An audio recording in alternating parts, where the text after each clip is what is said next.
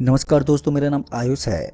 आज मैं आपको एक ऐसा किस्सा सुनाने जा रहा हूँ जो कि मेरी ज़िंदगी का एकमात्र डरावना किस्सा है। ये कहानी तब की है जब मैं ऑफिस से लेट घर आता था और आते आते मुझे काफ़ी देर हो जाती थी। लेकिन मैंने एक तो इतनी ज़्यादा लेट कर दी कि मुझे उसके अंजाम में कुछ ऐसी चीज़ों को भुगतना पड़ा जो मेरी ज़िंदगी की सबसे खौफनाक तस्वीर बनकर मेरे दिल में बस गईं। तो आइए जानते हैं आखिर क्या हुआ था उस दिन मेरे साथ। दोस्तों, उस दिन जब मैं ऑफिस से बाहर निकला तो मैंने देखा कि रात के 11:15 बजने को आए थे। आज से पहले मैंने कभी भी इतना लेट नहीं किया था और ऊपर से ठंड का ये माहौल जिसके अंदर 11:15 बजने के बाद पूरे तरीके से अंधेरा छा जाता है और लोग अपने अपने घरों में कैद हो जाते हैं। मेरा ड्राइवर बाहर मेरा इंतजार कर रहा था। ऑफिस से बाहर निकलकर मैंने वहाँ के गार्ड को कहा, जल्दी से ऑफिस को बंद करके तुम भी घर चले जाना, और हाँ, रात को यहाँ आजू बाजू में कोई भटकना नहीं चाहिए। फिर इतना कहने के बाद मैं ऑफिस से बाहर निकला और जब मैं अपने ड्राइवर के पास गया तो मेरा ड्राइवर मुझे देखते ही बोला, साहब जी, आज तो आपने काफ़ी ज़्यादा लेट कर दिया है। आज से पहले तो आपने ऐसा कभी नहीं किया। तो मैंने अपने ड्राइवर से कहा, आज कुछ ज़्यादा ही देरी हो गई है। खैर कोई बात नहीं, अब हमें जल्दी से निकलना चाहिए। मैंने अपने ड्राइवर से बस इतना कहा ही था कि तभी मेरे ड्राइवर ने कहा, लेकिन साहब जी, आप नहीं जानते रास्ता कैसा है। तभी इस पर मैंने कहा, क्या बात कर रहे हो यार, रास्ता कैसा है? जिस तरह से हम रोज आते हैं वैसा ही है रास्ता। खैर इतना कहने के बाद ड्राइविंग सीट पर बैठे अरुण ने कहा, नहीं नहीं साहब जी, आप नहीं जानते कि हमारे इस रास्ते में कुछ ऐसी गतिविधियां रहती हैं जिस पर हर कोई विश्वास नहीं करता। कार के अंदर बैठे अरुण का चेहरा देखकर मुझे ये साफ साफ पता चल पा रहा था कि वो किसी भूत प्रेत जैसी गतिविधियों के बारे में बातें कर रहा है। इसलिए मैंने अरुण से कहा, देखो अरुण, ऐसा कुछ नहीं होता और मुझे ऑफिस में काम करते हुए तकरीबन 4 साल बीतने को आए हैं, लेकिन मैंने आज तक कभी भी ऐसी चीज़ों को अपनी आंखों से नहीं देखा और ना इन चीज़ों पर विश्वास किया है। इन सब चीज़ों पर वही विश्वास करता है जो कि इन चीज़ों के प्रति समर्पित होता है, यानी कि जो इन चीज़ों को मानता हो। इतना कहने के बाद मैंने अपना मुंह मोड़ते हुए कहा, आप तुम एक काम करो, हमारी गाड़ी को जल्दी से उस तरफ मोड़ दो जिस तरफ हमें निकलना है। दोस्तों, इतना कहने के बाद अरुण ने तुरंत ही गाड़ी की दिशा मोड़ दी और उसके बाद ही हम वहां से निकलने लगे। इसी बीच फिर एक बार मेरे ड्राइवर अरुण ने कहा, साहब जी, आप एक काम करना, आप गाड़ी की विंडो को मत खोलना, वैसे भी काफ़ी ठंड है। अगर आपने गाड़ी की विंडो खोल ली तो फिर हमारे शरीर के अंदर कपकपी छूट जाएगी। मैं इतना तो जान गया था कि अरुण मुझे ये सब इसलिए बोल रहा है ताकि वो किसी भूत प्रेत से डर ना सके। लेकिन इस बार मैंने कहा, देखो, मुझे खिड़की खोलने की आदत है और मैं खिड़की खोल कर ही जाऊँगा। तुम्हें तो पता ही है, चाहे कितनी भी ठंड हो, मुझे बाहर की हवा खाना बहुत ज़्यादा पसंद है। लेकिन अरुण अब जिद करने लगा था, यहाँ तक कि वो मुझे कसम तक देने लगा, जिससे मैंने कहा, अरे यार चलो ठीक है, अगर तुम्हें ज़्यादा ही ठंड लग रही है तो मैं एक खिड़की को ऑफ कर देता हूँ। उसके बाद अरुण की भी नहीं चली और उसे तुरंत ही गाड़ी लेकर वहाँ से निकलना पड़ा। अब हम दोनों को तुरंत ही वहाँ से निकलना पड़ा क्योंकि मुझे भी अपनी बीवी का डर सता रहा था। और उसके बाद हमारी गाड़ी तेज़ रफ्तार के साथ हाईवे पर दौड़ने लगी। ठंड बहुत ही ज़्यादा थी। एक विंडो के अंदर से ठंड लगातार अंदर की तरफ आ रही थी, जिस वजह से शरीर के अंदर अब कपकपी छूटने लगी थी। एक पल के लिए तो लगा कि खिड़की को मैं बंद कर देता हूँ, लेकिन दूसरे ही पल सोचा कि चलो आज भूत प्रेत से दर्शन भी कर लेता हूँ। अगर अरुण की बात में असलियत छुपी हुई है तो वो मुझे ये साबित कर देगी कि हमारी इस दुनिया में भूत प्रेत भी होते हैं। कहीं ना कहीं ये सब चीज़ें मेरे दिमाग में किसी मजाक के तौर पर सोच रही थी, लेकिन मैं नहीं जानता था कि वास्तविकता कुछ और ही होती है। फिर हमारी गाड़ी अब कुछ दूर आ ही गई थी कि मुझे लंबे लंबे खंभों के ऊपर कोई आदमी चलता हुआ नजर आया और उन्हें देखकर मेरी आंखें फटी की फटी रह गईं। मैंने तुरंत ही अपने ड्राइवर से कहा, अबे अरुण, ये कौन सी बला है? मैंने अभी इतना कहा ही था कि तभी अरुण ने कहा, अरे साहब जी, मैंने आपको पहले ही कहा था कि खिड़की बंद कर लेना। जब तक आप खिड़की को बंद नहीं करोगे तब तक हमारी गाड़ी के अंदर ऐसी हलचल होती रहेगी और हमें ऐसी चीज़ें दिखती रहेंगी, और अब तो आपने बहुत ही बड़ी गलती कर दी है। दोस्तों, ये पहली बार था जब मुझे किसी भूत प्रेत पर विश्वास होने लगा था। हालांकि अभी भी मुझे ऐसा ही लग रहा था कि ज़रूर मेरी आंखों को कोई धोखा हुआ है, वरना इस तरह लंबे लंबे खंभों के ट्रांसपोर्ट के ऊपर इस तरह से चल पाना किसी इंसान के लिए कैसे मुमकिन होता है। लेकिन दूसरी तरफ दिमाग में एक ही चीज़ थी कि मैंने उन सभी लोगों की आंखों में आंखें डालकर देखा था, हालांकि उनकी आंखें भी एकदम चमक रही थी। इसी बीच मेरी गाड़ी के कांच के ऊपर किसी ने जोर जोर से थपथपाना शुरू कर दिया। अब मेरी गाड़ी के अंदर होने वाली इन सभी पैरानॉर्मल घटनाओं ने मुझे बुरी तरह से डरा दिया था, जिस वजह से मेरे शरीर के अंदर मुझे कंपन महसूस होने लगा था। तभी मैंने अपने ड्राइवर से कहा, अरुण अब मैं क्या करूं, हमें क्या करना चाहिए? और मेरी इस बात को सुनकर मेरे ड्राइवर अरुण ने कह दिया कि साहब जी आप चिंता मत कीजिए और सब कुछ भगवान के ऊपर छोड़ दीजिए। इस वक्त अरुण की काफ़ी सारी बातें मेरे दिमाग में चक्कर काट रही थी। अरुण ने जिस तरह से मुझे बताया था कि मुझे कुछ नहीं करना है, बस भगवान के ऊपर छोड़ देना है, तो मैंने अपने मन के अंदर भगवान का नाम जपना शुरू कर दिया था। अब जो भी होने वाला था मैंने सब कुछ भगवान के ऊपर छोड़ दिया। फिर कुछ देर के बाद हमारी गाड़ी किसी ऐसी चीज़ से टकरा गई जिससे हमारी गाड़ी के अंदर एक बहुत ज़ोर का धमाका हुआ। ये धमाका इतना ज़ोर का था कि 1 सेकंड के खातिर मेरी सांसें ऊपर नीचे होने लगी। इसी बीच मैंने ज़ोर से चिल्लाते अपने ड्राइवर अरुण से कहा, अरे भाई क्या कर रहे हो, थोड़ा संभल कर गाड़ी चला लो। मैंने इतना कहा ही था कि तभी अरुण ने कहा, साहब इसमें मेरी क्या गलती है, जब सामने खुद पर खुद एक महिला आ गई। उसके इतना कहते ही मैं तो पूरा सफ़ेद पड़ गया, क्योंकि उसने अभी अभी सड़क के ऊपर किसी महिला को टक्कर मार दी थी। मैंने अरुण से कहा कि जल्दी से गाड़ी को रोक लो, लेकिन अरुण ने मना कर दिया और गाड़ी रोकने के बजाय उसने गाड़ी की स्पीड को अब और भी ज़्यादा बढ़ा दिया था। इस वक्त हमारी गाड़ी करीबन 95 से 100 किलोमीटर प्रति घंटे की रफ्तार से दौड़े जा रही थी। मुझे काफ़ी टेंशन हो रही थी कि कहीं अरुण गाड़ी को ठोक ना दे, क्योंकि डर के मारे इंसान बिलखने लगता है और फिर उसके बाद वो अपने होश खो बैठता है। और मुझे भी इसी चीज़ का डर सता रहा था कि कहीं अरुण गाड़ी को किसी गलत जगह पर ना ठोक दे। अभी गाड़ी आगे गई ही थी कि अचानक ही गाड़ी के अंदर कुछ खराबी होने लगी। ऐसा लग रहा था कि अब गाड़ी आगे नहीं जा पाएगी। और फिर उसके बाद अचानक ही हमारी गाड़ी एकदम से थम गई। गाड़ी के रुकते मैंने अपना माथा पकड़ लिया और अरुण से कहा, भाई मैंने तुझे पहले कहा था कि गाड़ी को आराम से चला ले, लेकिन तूने मेरी बात ही नहीं मानी। अब हमें इस चीज़ का भुगतान करना होगा। मैं तुरंत ही गाड़ी से नीचे उतरने लगा, लेकिन अरुण ने मुझे साफ साफ मना कर दिया। उसने बताया कि अगर मैं नीचे उतरा तो फिर यहाँ की काली शक्तियाँ हमें धर दबोच लेंगी। इस बात को सुनकर तो मैं और भी ज़्यादा सहम गया था, लेकिन उस वक्त मुझे किसी भी हालत में यहाँ से निकलना था। एक तो मेरी गाड़ी खराब हो गई थी और ऊपर से अब मेरा ड्राइवर मुझे गाड़ी से नीचे उतरने के खातिर भी मना कर रहा था। लेकिन उस समय मैंने अपने ड्राइवर की एक भी बात नहीं मानी और अंत अपनी गाड़ी से नीचे उतरा। गाड़ी से नीचे उतरते ही मैंने देखा कि मुझे किसी चीज़ के रेंगने की आवाज़ आ रही थी। ऐसा लग रहा था कि कोई अपने कपड़ों के साथ सड़क पर घसीट रहा है। इसलिए मैंने अपने आजू बाजू में देखा, लेकिन मुझे वहाँ पर कोई भी नज़र नहीं आया। एक पल के खातिर मुझे हल्का सा ठीक महसूस हुआ और उसके बाद मैं बोनट के पास गया।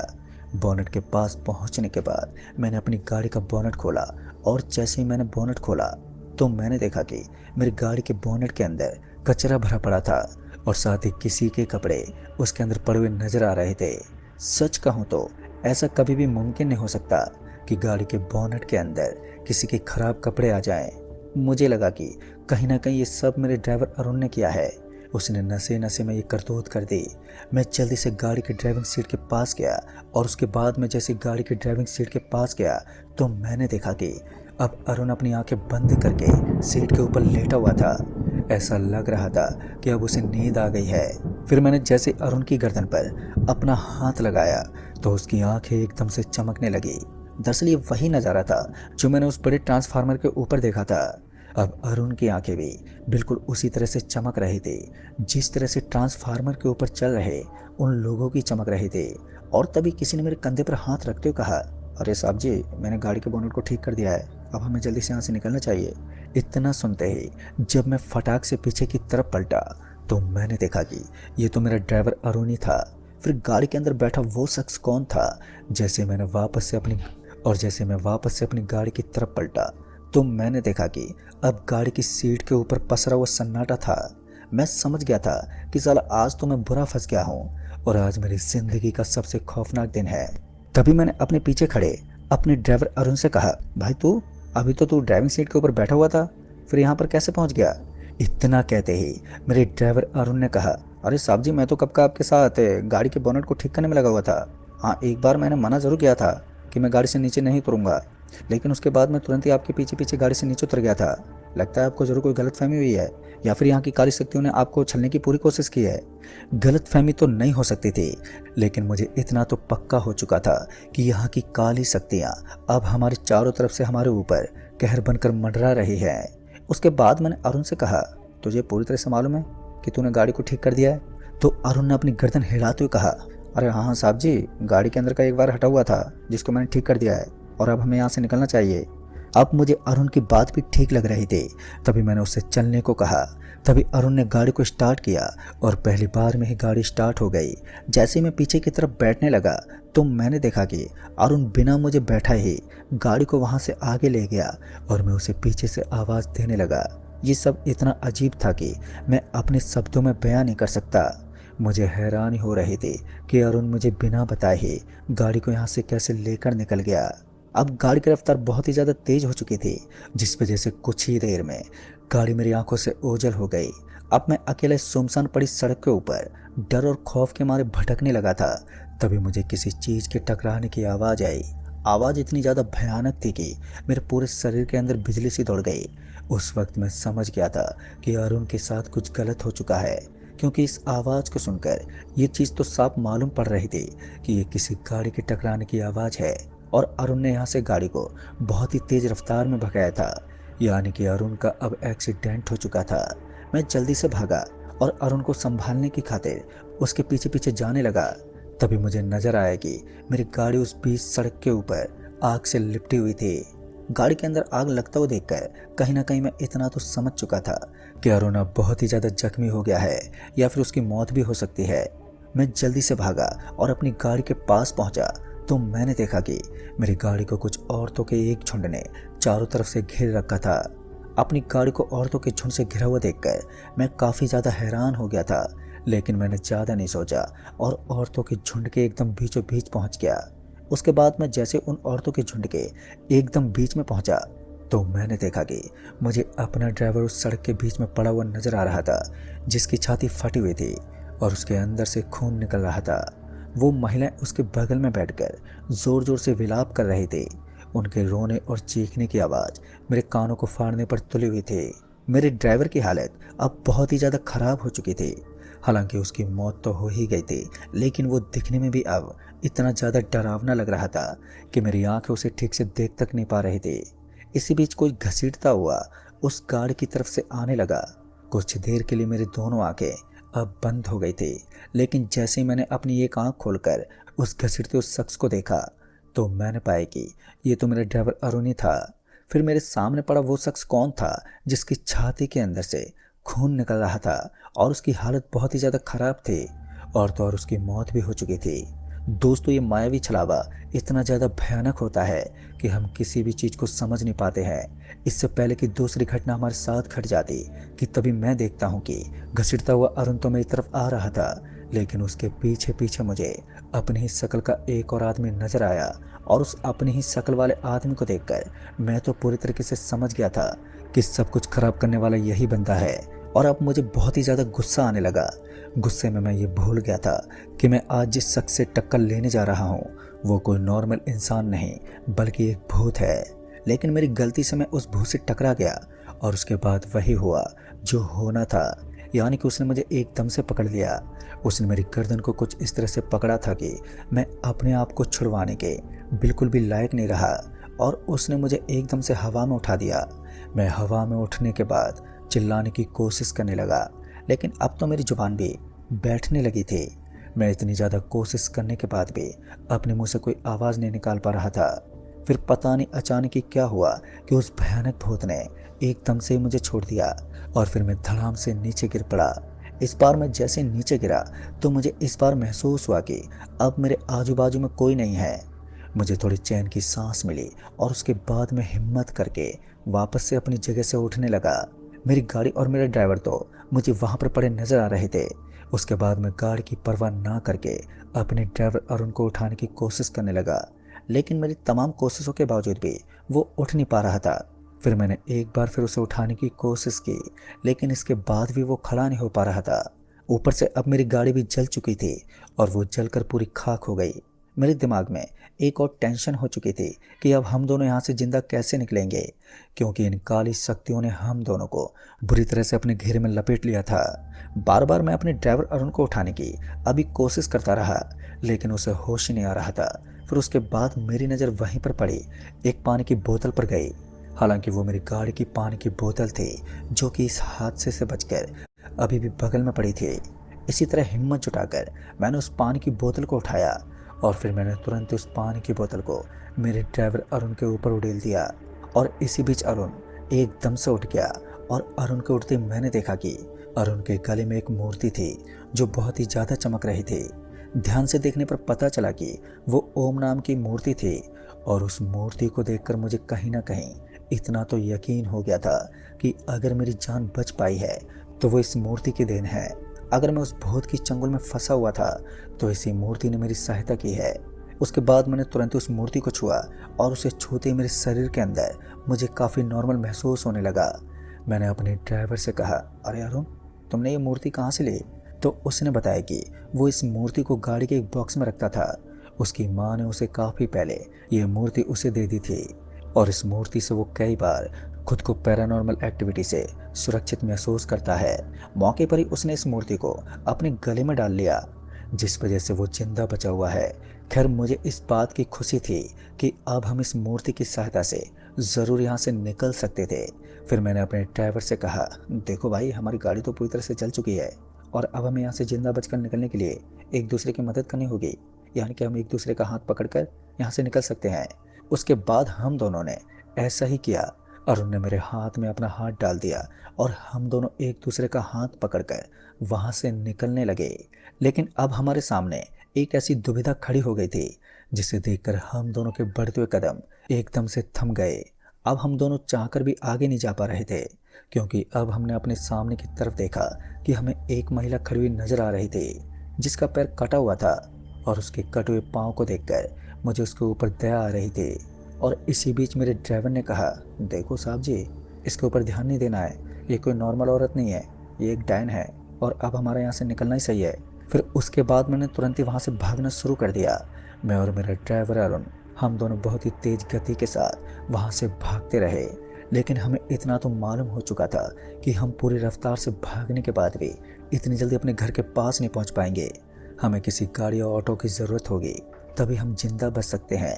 एक बार के लिए हम दोनों ने अपने पीछे पलट कर देखा तो इस बार मैंने देखा कि मुझे पीछे की तरफ से एक औरत अपने पीछे पीछे भागती नजर आ रही थी जिसका एक पैर कटा हुआ था।